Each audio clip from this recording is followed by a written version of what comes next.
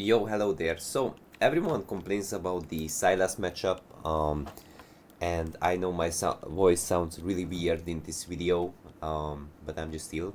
So, it's not that difficult of a matchup in general. You may also go bomb plating if you choose, but these are my general rules. Or you can go also DP if you want to. But I went for a more aggressive setup in Master 300 LP plus. Now, as far as you guys can see, I'm slowly pushing, and I'm also um, having a lot of. I'm sitting behind the minions most of the time, so I have minion cover against his E.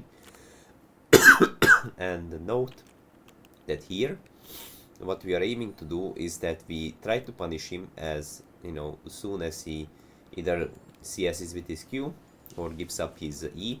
But again, like, he made his E, and I'm holding my E intentionally because he will dodge my E with his E. But instead of that, I would just continuously basic attack, and he sidesteps, but he cannot sidestep my basic attacks. Eventually, I give up my E because my Q is about to come up. So even if he goes in, he will lose that trade with his E. So this time it's fine to like walk towards him if you get your level 2 advantage. And arguably top lane is the harder lane against Sylas because it's easier to get ganked and he has more space to run you down, if it makes sense. So his all-ins are very strong. In general, that's what you want to avoid. And as much as possible, you want to maximize out your pokes. So every time you get an opportunity, zone him off CS, 2 points in Q so far, so we poke even harder, as we can see. And guys, like, notably, every time he tries to last hit, you can punish it with the Q, E. But you gotta be cautious when you don't have minion cover anymore. Because here, I know it looks good because we have a health advantage. Let's just move this to the side a little bit. But the problem is, currently, we have cooldown on our E, and he got level 3. We don't have minion cover anymore because again, like, these are just fixed on the tower, and the next wave is upcoming. So this is the moment where you could int as Swain, and that's where you got the back off, especially when you're on cooldown. So in here we are just walking away. Perhaps I should also do it a little earlier. Now I'm also like low-key warding into Akrim, but he is batting downwards. Was a little bit of a useless part. And look at the CS advantage already. So is really Sylas that big of a counter? Again, just slowly poking his HP down. Oblivion or Brush, gotta be. And for now, as much as you guys can see, we are in a really winning spot with a nice CS advantage.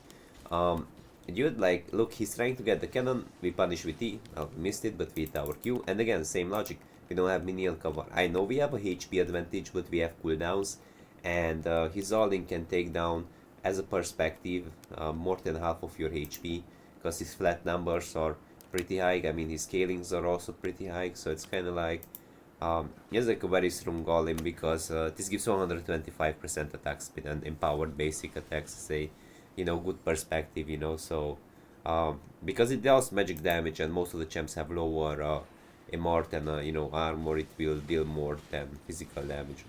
And even in here, I'm just taking the minion cover. He went for an aggressive trade, but I had the minion to cover me from his E, and I also connected my W, so I healed a bit. Again, the same logic. He's trying to like commit for something. I flash basic, but it wasn't enough. It wasn't actually enough, unfortunately. Good thing is he's greeting on this wave, and we're gonna kill him slowly. So let's skip a little bit forward. Bit unlucky on my part though, I slightly miscalculated the all-in. Then again, like, this is like a little bit on me. Graves is ganking, he's like very low on HP, I'm pinging him to come. It's kind of weird how he ganks, because he ganks from the front instead of waiting for me to shove. But I guess it shouldn't be the end of the world. I could then push and he could come from this area to make it a bit more unexpected, but it's whatever. He doesn't have flash now, and look, like, he just gets basically killed here. He gets out, and good, and everything is great. Now, he does have TP, but we're gonna go for one plate because previously we pushed some waves, and look at the gold advantage, actually, it's kind of crazy. So, we have almost 2k, he has like 1200 only, so lots of CS plus a plate plus a kill. And what you want to do is just to optimize against his healing, and you want to get a bit more defensive stats from Null Magic Mantle. So you want to get Oblivion Orb, not only because his W heals and potentially his Conqueror in all-ins more so. It comes down to when he seals his R, your R also does heal. So you kinda like wanna counter your own R with anti-heal if it makes sense.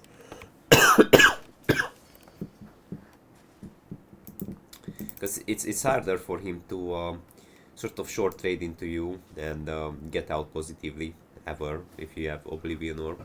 So it's really insane at pressuring him in lane.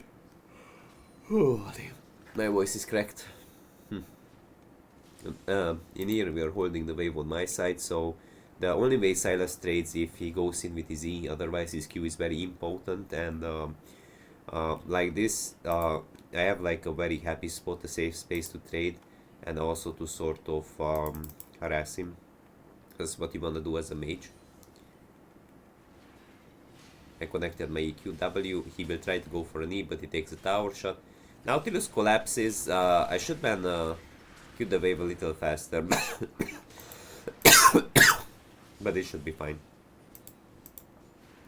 So as far as you guys noticed, this is like a really good spot to be in. A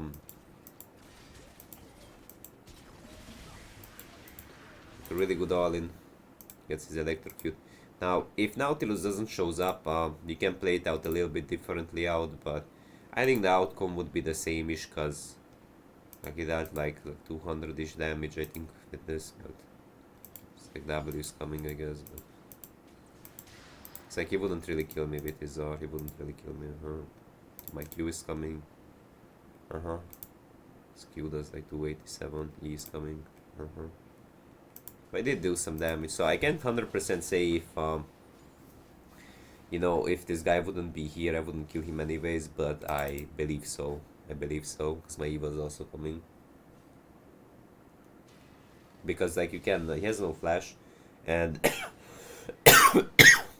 you can time your R slow to your E, so you can consistently hit your E. And if he's rooted, he can't even use his W or E, if it makes sense. Now, so far so good though.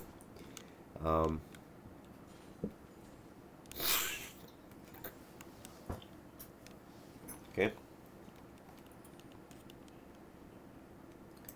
Take some action in mid lane.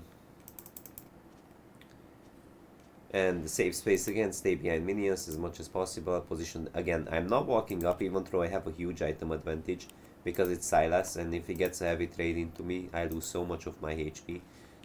So again, we're not stepping up until we don't have minion cover. That's it.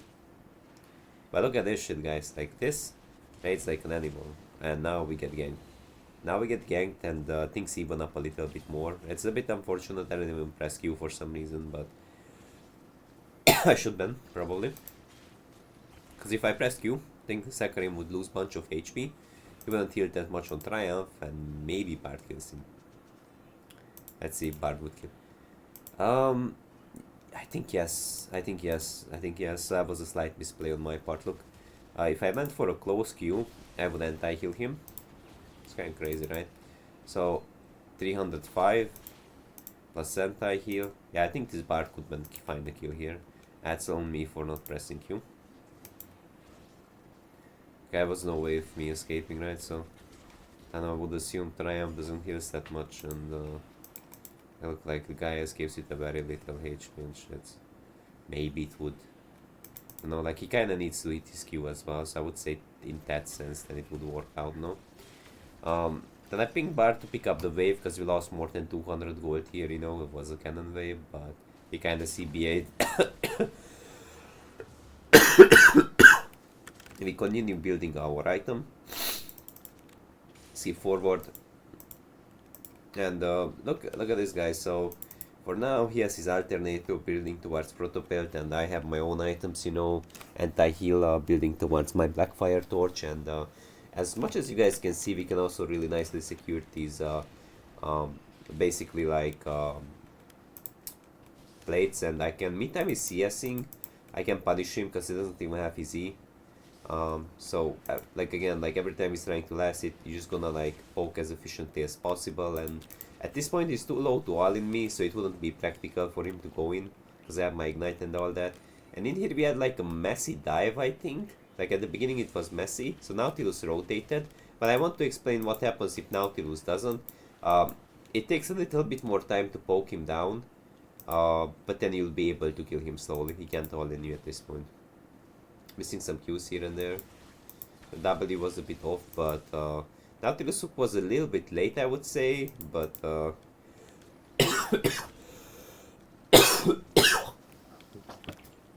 alright, it should be fine though. Nautilus did gank and we pick up this guy. I think he recalled. No, he recalled this time. So we pick up his tower, then we pick up this guy, huh? It's kind of weird because we had like a Nautilus ATC and we had like a Bard support, which is like a bit uncharacteristic.